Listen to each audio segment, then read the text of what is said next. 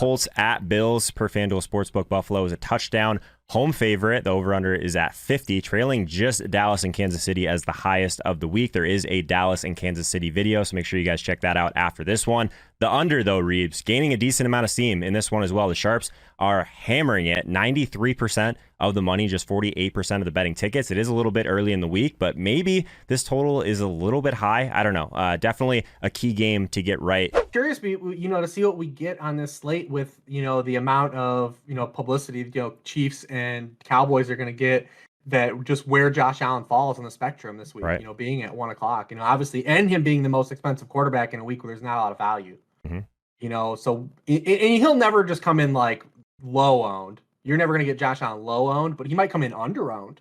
I could see it. And now people, they got their Josh Allen week. They got their Stephon Diggs week. Some people are just going to be off to greener pastures this week, I think. So it's kind of an interesting game to talk through because I think you're right. I think there's going to be points scored, but everyone is going to gravitate towards this Kansas City game. And maybe even I think that the Cincinnati and Las Vegas game could gain a little bit of steam also for a lot of the reasons we talked about in that video. But yeah, this game is really interesting. I'm glad you picked this one because this one is one that I think that people might struggle with because the outside, people think that this Indy defense is at least reasonable, and I think they're okay. But Buffalo coming off a really good spot, but they've been terrible before that for weeks. I'm not even sure what to do with this game. Yeah, and also we have the dynamic that the Colts are a little bit of a pass funnel. I mean, they're number one in EPA against the run, but they are awful against the pass. And they've had so many injuries. It's not even completely fair to them, the amount of guys they've lost this season and shuffled around in the back end. And if you're going to be that, the Bills are totally going to acquiesce and be like, "Oh, you want us to throw? Cool. We're going to do that. We'll do that as much as we can, as much as you'll allow us to throw." So I like that dynamic of it as well. I mean, it's been, the Colts have been a pass defense, literally I've targeted the whole season. I mean, they're 22nd completion rate. They're 23rd in yards allowed per pass attempt. They've allowed a league high 7.6 touchdown rate. Remember, Josh Johnson came in and had a top 5 week against them. He didn't even start the game. Yeah. They're 31st in passing points allowed per game. And now we've got, one of the apex, alpha fantasy scorers of the position going up against them. So yeah, I like that spot a lot, especially if from a game theory stance of just, everyone's going to be looking at that late game, and just, kind of monitor kind of what we can get with Josh Allen. Now he is super expensive and so is Diggs. But I mean, opposing lead wideouts have absolutely eviscerated the Colts so far this season. They're allowing a league high 21.5 points per game to opposing wide receiver ones. They're 30th in receptions, 31st in yardage to those. And they've allowed a league high 10 touchdowns to those players so far on the season. Diggs had almost 50% of the targets last week. So that was something that probably won't be as sticky. It was nice to finally get one of those Diggs games. It was nice to see them mix it up a little bit too. Breda's involved, the run game, setting up those deep shots to Diggs. I'm hoping they do a little bit more of that. Play action on almost 60% of their dropbacks. I'm curious about the Breda thing because remember Zach Moss didn't practice. True. So I wonder how sticky it'll be just because he didn't practice. So Briardi was involved, right? He already was part of the install. Sure. So why not have him continue to be part of the game plan? But also Bree's always been one of those guys that whenever he does get the football, he's always been kind of good. Just kind of fallen out of favor with the spots he's been in the last couple of years, but he's always been a solid player. So it might just be another guy to add to this log of offensive firepower. We had kind of hinted in the other video about Emmanuel Sanders. I mean, he's just so cheap, and Diggs obviously bogarted all the looks last week. And Sanders only got the 2 for 27, but we just seen him have 8 targets the week prior. He's still out there for 90% of the routes. He still leads the team in end zone targets. So and we've seen him have kind of spike week potential too. He's had 2 multi-touchdown games. I think those are the only 2 games he's actually scored. But on a week where we're looking for value or maybe looking for potential guys to, throw in a one-off stack or throw in a stack, he's 5,800, and we know he has that kind of prerequisite upside we're looking for at the wide receiver position to 1, get there in 1 target, and 2, to potentially have multiple touchdowns like we've already seen as well. So when I'm looking for guys sub 6K this week, we have to until we have to find out if Jeff Wilson's going to play and be the lead running back or not. Emmanuel Sanders is one of the top guys that stands out to me at sub 6K to get into lineups. I do believe, like I said, Beasley will naturally find more targets, but you look at Beasley, He's had 33 yards or fewer in 4 of his past 6 games. He has 1 touchdown on the season. I don't know how we get there on FanDuel with Beasley. Even these games where he gets 11 targets, where are the yards? Where's anything to be He's really only be had that excited one about? game that we were like kind of excited about, right? And I think it was a pretty popular week. I'm going to check quickly because I'm curious. It was that 13 target game against the Dolphins when basically everyone was, I think, playing the Dolphins weapons on the other side. But he's still, that was like the nut outcome, and it was 110 yards, right? And no touchdowns. So that's basically what you're looking at. And even at his price point, like he's kind of overpriced. Yeah, and it's tough to fit in, but like I said, I mean, listen, you go to the Colts. I mean, they've allowed the most passing touchdowns in the league. Like, if there was a week for him to get in, maybe it's this one, but he's hard to play on FanDuel. And we talked on the other video about Hunter Renfrow. Like, why wouldn't you just go up to Hunter Renfrow, a guy that has more stable target count and is actually getting some red zone looks? Yep. There's so much. There's wrinkles of this game that I think make a ton of sense. So the biggest thing before we move on from Sanders, like who do you think that he negatively correlates with the most? Like if you were to stack up Josh Allen and we do get that like big game from Sanders, like does it affect Diggs in that way? Like is it leverage off of Diggs? Because if we get Diggs again at like 10-15%, like I do kind of want him on my Allen stacks, and then I'd be maybe hesitant to play Sanders. But that could be something I made up in my head. I'm not sure. Yeah, I mean it's tough because he's been the guy getting those deep targets where Diggs hasn't really connected on a lot of those downfield throws this year. He caught that nice one last week where he smoked his guy off the line and got a little catch and run. It was a 57-yarder.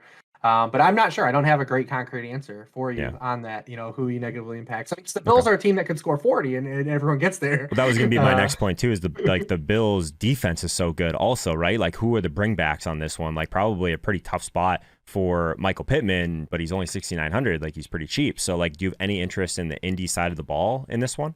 I have any interest in Jonathan Taylor when people don't want him last week, because Jonathan Taylor is very much in that Derrick Henry archetype of he can go 15 carries in a row where he gets 2 yards a carry and then he puts a 70-yarder on you.